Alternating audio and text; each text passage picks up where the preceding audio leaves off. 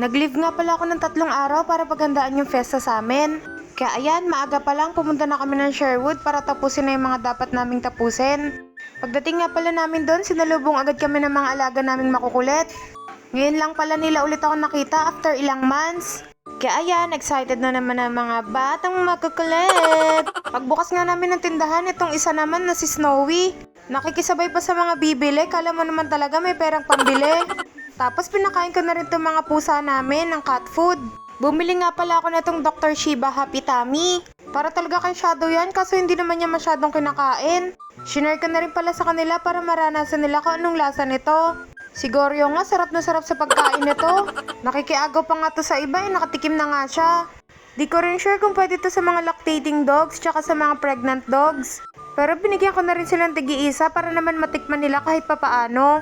Tapos naman ito si Brownie, parang ayaw pa, kaya ayan, binigay ko na lang kay Chuchay. Favorite na nga to ni Chuchay. Tapos nakita ko yung ninong ni Roniel, nagluluto na siya ng paksun at pata. Ayan, pinakulan niya muna kasi sobrang frozen itong pata na to. Dapat sinigang talaga tong pata na to kasi mas gusto namin yung paksiw. Ito pala yung view namin galing doon sa kusina. Tapos naglaban na rin yung nanay ko, nagsampay na rin ako para naman mabawasan yung hirap niya doon sa paglalaba. Alangan naman titigan ko lang yung ginagawa ng nanay ko. Siyempre para makatulong-tulong na din. Nanay ko na nga lang pala nagsampay na itong mga punta sa labas. After namin maglaba, bintayan muna namin yung tindahan. Panigurado hindi ka makakakupit kasi si Shadow nakaharang. Dati nga may kumuha dito sa tindahan. Tapos kinagat ni Shadow. Dahil ayaw kainin ni Shadow yung pagkain niya, binigay ko na lang sa pusa. Pinakain ko na nga rin pala yung mga dogs namin dyan. Meron nga pala kaming 19 dogs dyan. Kakapanganak lang kasi nung dalawa naming dogs na girl.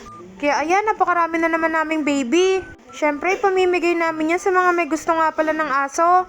PM nyo lang ako.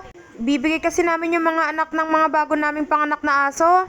Kasi hindi rin namin kayang alagaan lahat. Ay Diyos ko day, isang sako nga pala yung nauubos namin sa isang linggo lang yon. Yung sako ng bigas na yun para lang sa mga aso namin. Sinasaingan din kasi namin sila para hindi naman panis yung mga nakakain nila. Tapos ang mga ulam nila, yung mga tira-tirang ulam na nagagamit namin. Minsan may nagdadala din naman ng pagkain sa kanila. Ang kainan nga pala nila, mga Tupperware lang ng ice cream, pero syempre binabrushan ko yan. Para naman hindi madumi yung kinakainan nila. Tapos may natira pa palang pagkain sa may kaldero, kaya binigay ko na sa kanila. After namin magpakain, pumunta naman kami dun sa may bukuhan ng tatay ko. Gagamitin nga pala itong buko para dun sa buko salad na gagawin nila mama. Yun nga pala yung dessert namin para sa fiesta. Ang tagal na nga rin pala ito na itanim ng tatay ko. Hindi ko sure kung elementary o high school pa ako na ito nung naitanim ng tatay ko. Tapos si Teena, nilinis niya rin pala yung paglalagyan ng buko. Kaso wag na daw doon kasi masyadong malanggam. Kaya dito na lang kami sa may tambayan ng mga kambing. Pero nilinis muna yan na Teena bago kami gumawa dyan. Kinudkod na nga rin pala namin yung mga buko. Buti na nga lang lumipat kami kasi biglang lumakas yung ulan. Siguro mga nakatrentang buko din kami dyan. Dapat marami pang buko kaso yung halos ibang buko dyan medyo mura pa. Tapos yung iba naman panyog na talaga. Kaya yan lang yung nagawa namin. Parang mas marami pa nga yung buko juice dyan kaysa doon sa buko na nakayod namin. Tumulong na rin pala ako. Kasi wala na rin naman akong gagawin kaya tumulong na lang ako dito.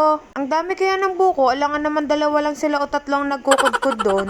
Tapos sinikman ko na rin pala yung buko na kinakayod ko. Medyo sumakit nga yung tiyan ko dyan, di ko ba alam, pero ang sarap talaga nito. Lalo na yung buko juice niya, manamis-namis, kasi fresh na fresh pa. Marami-raming bote rin kami nakuha dyan, kaso naubos na rin agad. Alas 4 na nga siguro ata kami nung matapos dyan kasi ulan ng ulan. Hindi agad makababa ng buko. Hindi kasi makakitan yung puno kasi umuulan, baka madulas yung aakyat. Kaya sinusungkit na lang yung puno. Nino nga pala ni Roniel yung nagsusungkit ng buko sa taas. Tapos sinutulungan na lang siya na Roniel para dalhin yung buko dun sa may pinagkakayuda namin. Ang lakas pa nga ng ulan dyan. Buti na lang umuulan din talaga. Kasi grabe talaga yung init dyan kapag hindi umuulan. Grabe ang tiyaga din talaga ni Teena na tumulong sa amin para sa piyesta. Halos ang dami nga niyang nakayod kaysa sa akin. Hindi din kasi ako makatungo masyado dyan. Ang sakit kasi ng balakang ko kapag nagbebenda ko ng likod.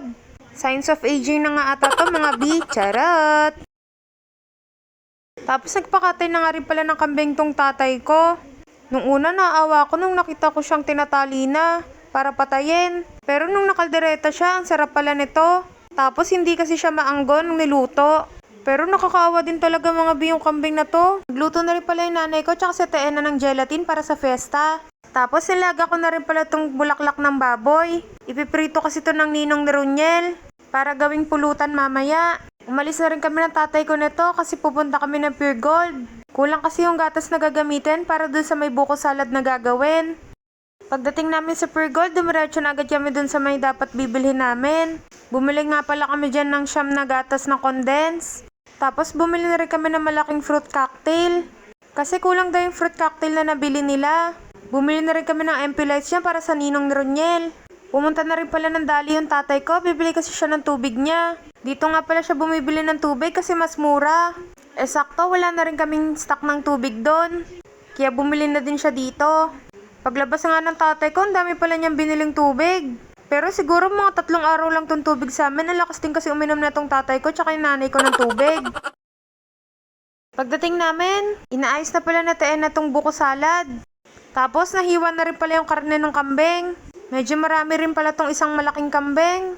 Tapos nilagay na rin na Teena yung fruit cocktail na binili namin. Pinag-iinom na nga rin pala nila yung juice dyan ng fruit cocktail kasi safe daw yun lalo na sa may high blood. Ewan ko lang kung totoo yun charis. Nilagay na rin na Teena yung mga gatas na nabili namin. Sarap na sarap nga yung mga bisita namin dito sa buko salad na Teena. Kasi ang creamy talaga ng buko salad na nagawa na Teena tapos sakto lang yung tamis. Nilagay na nga rin pala namin to dito sa may lagayan ng buko salad. Mas maganda daw kung ganito yung lagayan ng buko salad kasi mas tipid. Gumawa na nga rin pala ng kilawin tong ninong ni Roniel. Balat nga pala yun ng kambing tsaka atay ng kambing. In fairness, ang sarap ng pagkagawa nito kasi hindi siya malansa. Tapos kailangan maraming kalamansi tsaka sibuyas para masarap talaga yung kilawin. Yun lang sa paghahanda namin ng festa. Salamat sa panonood. Thank you!